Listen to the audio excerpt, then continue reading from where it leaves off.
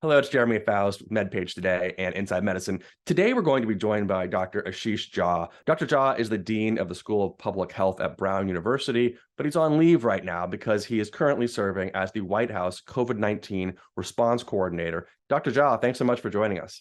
Hey, Jeremy, thanks for having me here. 7-day average, 368 COVID deaths. Is the pandemic over? Is the COVID-19 pandemic still an emergency? So we're in a lot better place, right? 368 deaths or 400 deaths, wherever we are, still way too many. I can come back to that. But we're down about 90% from when the president took office, clearly in better place. And we've just got to keep focusing on making that number come down and down.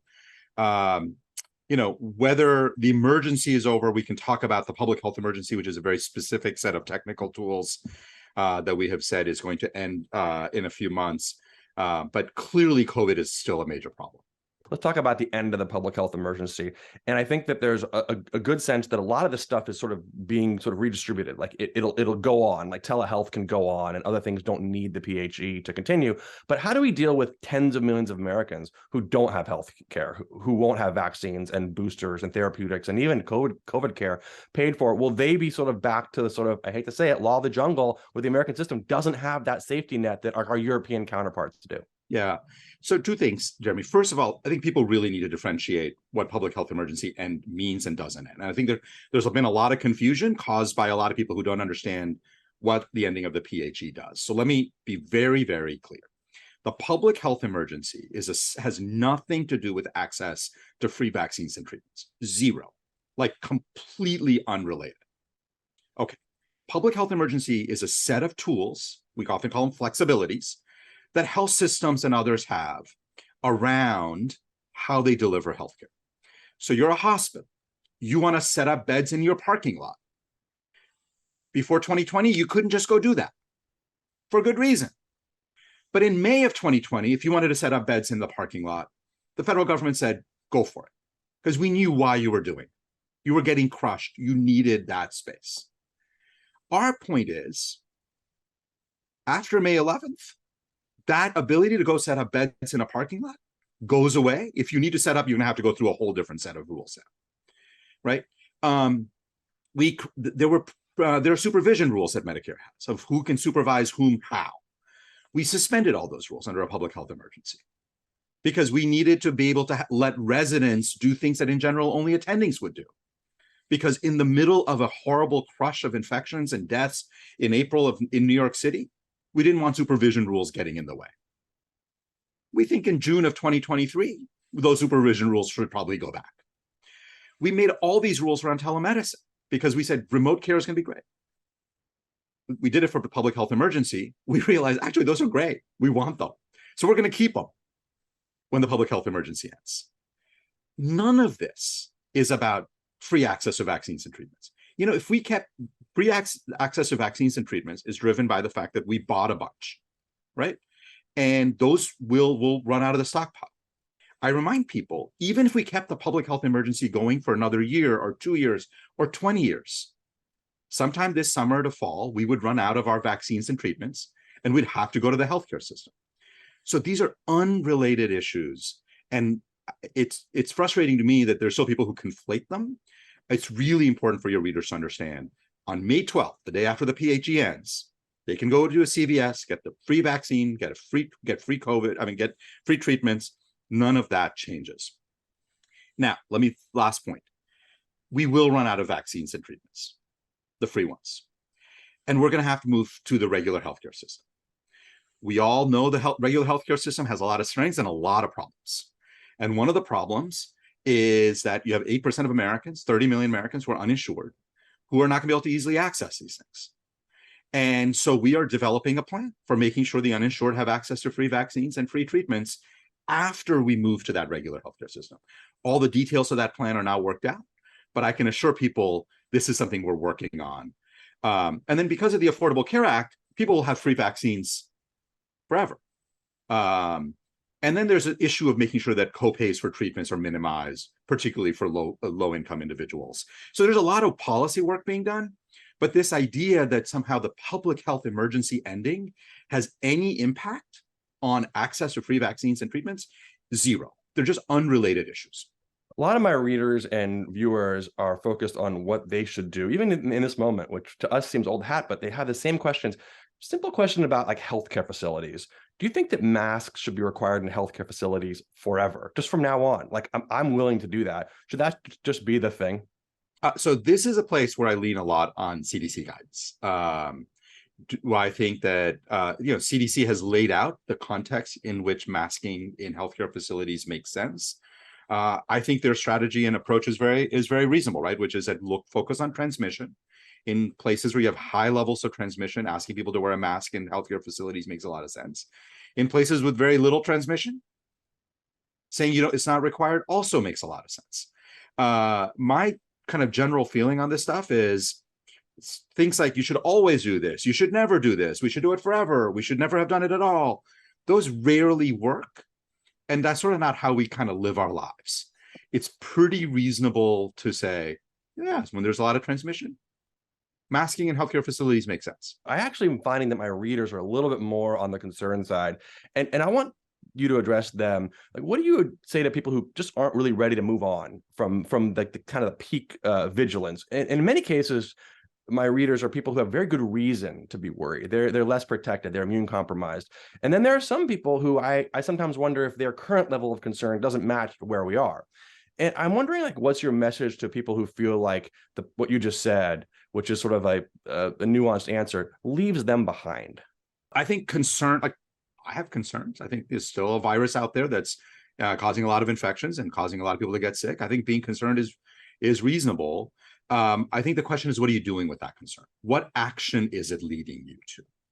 Right. And so the single most important thing people can be doing if they want to protect themselves, and this is, by the way, also true for people who are immunocompromised, and we can come back to that, is being up to date on your vaccines. It actually turns out, because you can try to do lots of other things to avoid the virus, but it's going to be very hard with this virus to avoid it completely forever.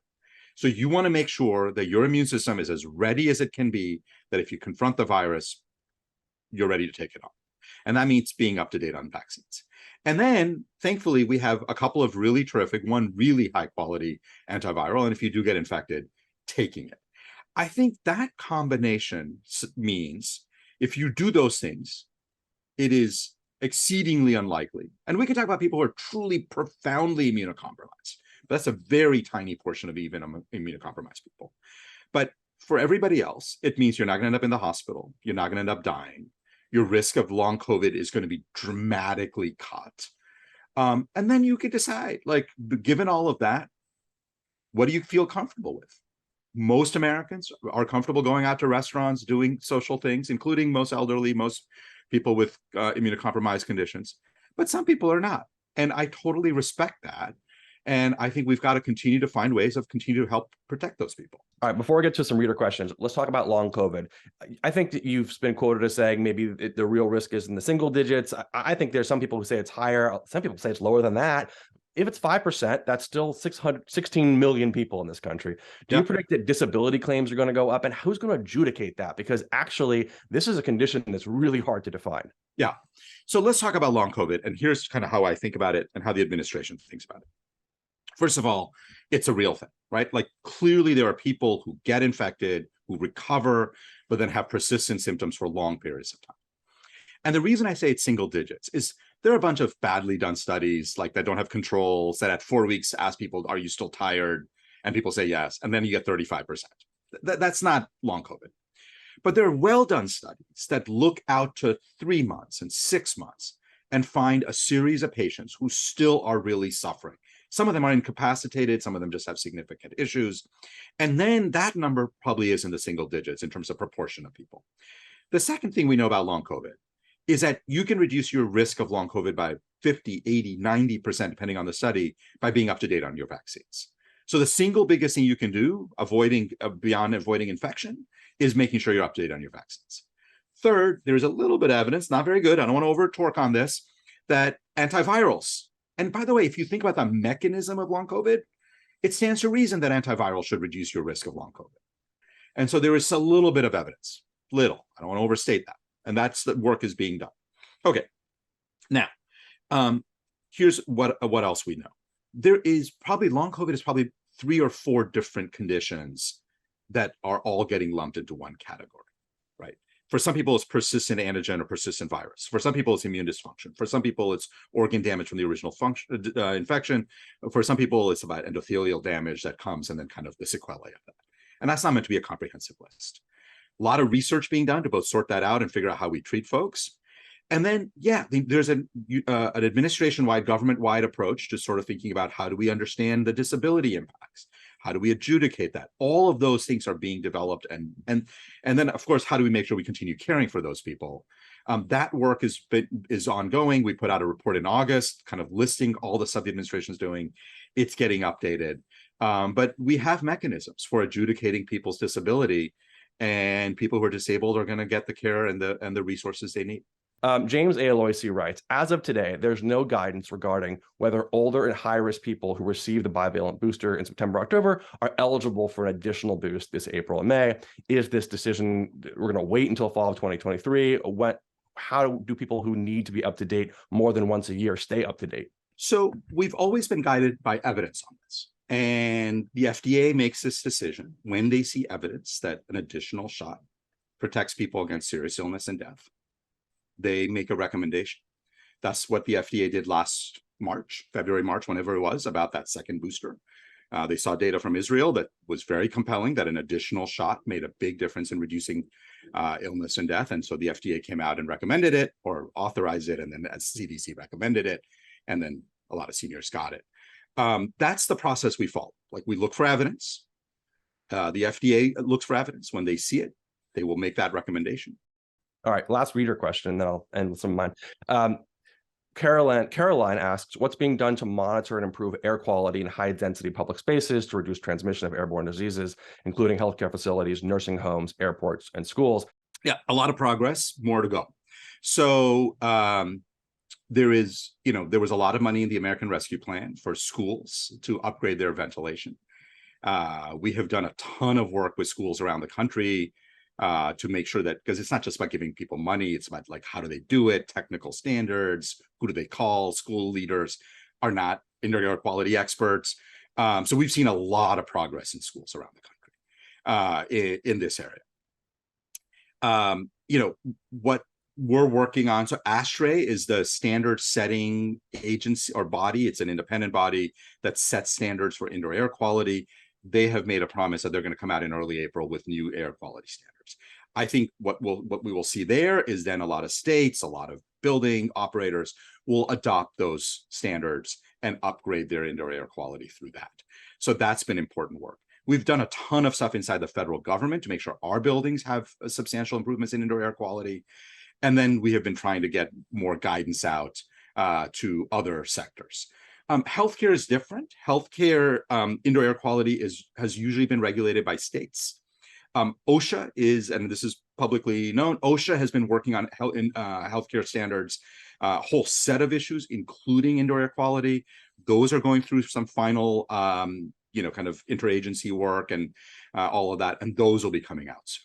So what I would say on indoor air quality is, we are a complicated country. Some of the stuff that we do as a country is regulated by local cities, some other stuff regulated by states, very little regulated by the federal government, except for, of course, federal entities.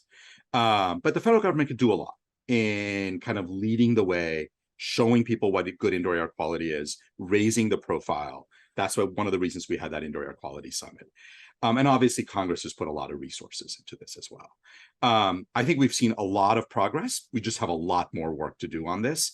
And you're going to continue seeing that progress in the weeks and months ahead.